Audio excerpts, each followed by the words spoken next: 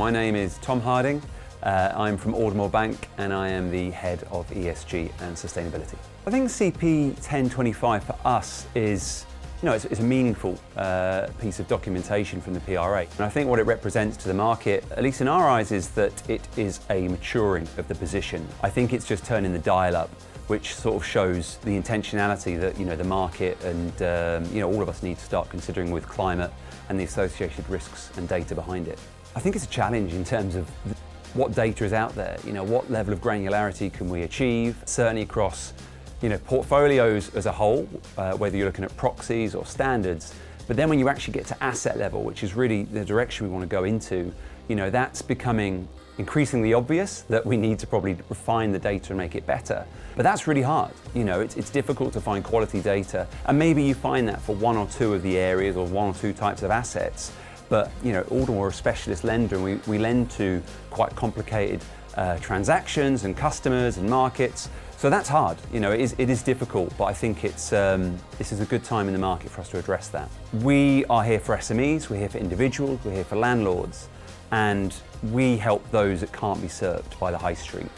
So while we recognise there's a real risk with climate and there's a real risk with transition risk and physical risk and where that could go, I think if we're honest, it's probably not our urgent priority as a bank.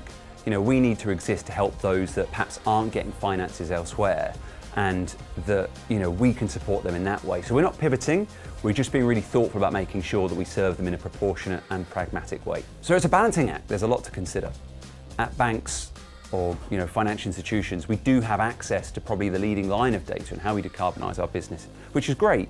But the truth is, there's a lot of business out there that don't have access to that. We're fortunate in the sense that we do operate in a motor market, which is pretty well supported with data. In property, so again, we've got quite good data 3PCs there, but it's more the individuals and the clients, and how do we help translate that into meaningful action. I think we would be wrong as an industry to assume the data we have today is the perfect answer or the best answer. I think we can always try and evolve our approach and our solution, but I think we always need to refine the data. I'm sure the data we have today will be, hopefully eclipsed in 5-10 years, and it needs to be. I see that as beholden to everyone, and it's really important that we work with good partners and good suppliers of data so that they can make our lives easier, and then we can hopefully make that difference to intermediaries and customers. I honestly think when it comes to climate, people have said the same thing for 50, 60 years. And you can use all the science, you can use all the data to try and portray that image.